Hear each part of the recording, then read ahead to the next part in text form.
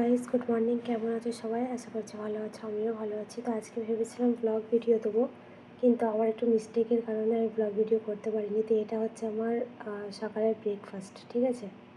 মিস্টেকটা কী সেটাও তোমাদেরকে বলে দিচ্ছি। আমার ক্যামেরা ধরাটা একটু মিস্টেক হয়েছে, মানে ব্লগ ভিডিও আরে ক্যামেরা হয়, আমি এটা সোজাসুজি ধরেছি।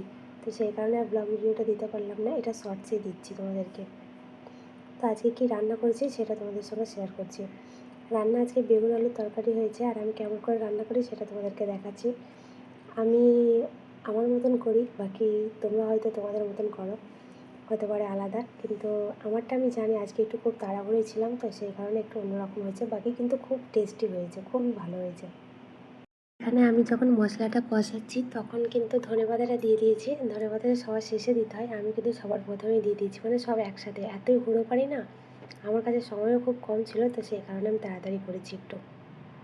সত্যি কথা বলতে না, আজকে আমি ব্লগ ভিডিওর জন্য অনেকটাই মানে টাইম লাগতো, আর লেগেওছে প্রায় 5 মিনিটের ছিল ভিডিওটা। বাট যেহেতু মানে শ্যুটটা অন্যরকম হয়েছে, সেই কারণে একটু তাড়াতাড়ি করতেছি, অনেক কিছু কেটে বাদ দিয়ে দিয়েছি। তো চলো তোমাদেরকে মেন প্রসেসটা দেখাই। এটা কোপ্তার জন্য চিকেন আমি ছোটো ছোটো পিস করে কেটে নিয়েছি, আর এটা নিয়ে নিয়েছি পেঁয়াজ, একটু মোটা মোটা সাইজের কেটেছি। এটা পাতলা স্লাইস করে কেটেছি। এটা হচ্ছে মশলা কী কী বলছি। এলাচ গুঁড়ো, গরম মশলা, লঙ্কা গুঁড়ো, হলুদ গুঁড়ো, জিরে গুঁড়ো, লবণ, আর এটা হচ্ছে আরেকটা মিট মশলা, আর এটা হচ্ছে আদা রসুন বাটা একসঙ্গে, আর এটা হচ্ছে বেসন। তো বেসন আমার সামান্য ছিল, এতটুকুই লাগবে, বেশি লাগবে না। তো এবার হচ্ছে মেন প্রসেস। এদিকে চিকেন মানে কিমা করা হয়ে গেছে, আর এটা হচ্ছে পেঁয়াজ, মানে পেঁয়াজ বাটা। তো আমি এখানে 500 চিকেন নিয়েছি, 500 চিকেনে 500 পেঁয়াজই লাগবে। 500-র মধ্যে অর্ধেক পেঁয়াজ, মানে 250 পেঁয়াজ লাল করে নেবে, তেলে ভেজে নেবে, আর 250 পেঁয়াজ বাটা থাকবে, ঠিক আছে? তো চলো রান্নার তরকারিটা কেমন হয়েছে দেখাচ্ছি। তরকারিটা খুবই ভালো হয়েছে, বাট কি ঝোলটা একটু মানে মরে গেছে আর কি, এরকমই। বাকি খুব টেস্টি হয়েছে। তো পেঁয়াজ ভাজাটা এরকম হবে, খুব একটা লাল হবে না, আর খুব কাঁচাও না, ঠিক মিডিয়াম সাইজ এরকম।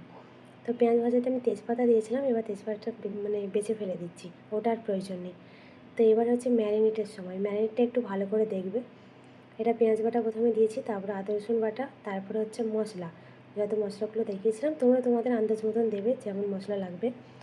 আর পেঁয়াজ ভাজাটা হচ্ছে পেঁয়াজ ভাজা যেই তেলে করেছি সেই তেল সমেত মানে দিয়ে দিতে হবে, শুধু পেঁয়াজ ভাজা তুলে দিলে হবে না, তেলটাও দিয়ে দেবে, তাহলে টেস্টিটা একটু বেশি হবে।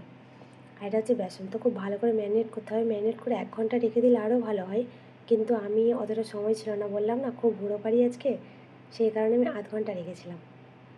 তো এখানে আমার আধ ঘন্টা রাখা কমপ্লিট। এবার আমি তেলটা গরম হয়েছে নাকি ভালো করে দেখছি। তো আমি প্রথমে ভাবছিলাম যে হয়তো ছেড়ে যাবে, কেননা যতটা ম্যারিনেটের সময় লাগে, যতক্ষণ ম্যারিনেট করা থাকবে তত ভালো হবে। তো আমার তো যে মানে খুব কম সময় থেকেছে, আধা ঘন্টা থেকেছে।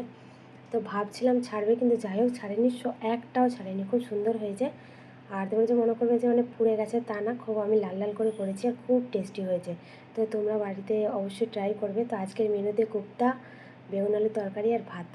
তো আশা করি তোমাদেরকে অবশ্যই ভালো লেগেছে, আমাকেও খুব ভালো লেগেছে। তো দেখা হবে নেক্সট ভিডিওতে। সবাই খুব ভালো থাকবে। আল্লাহ হাফিজ, টাটা।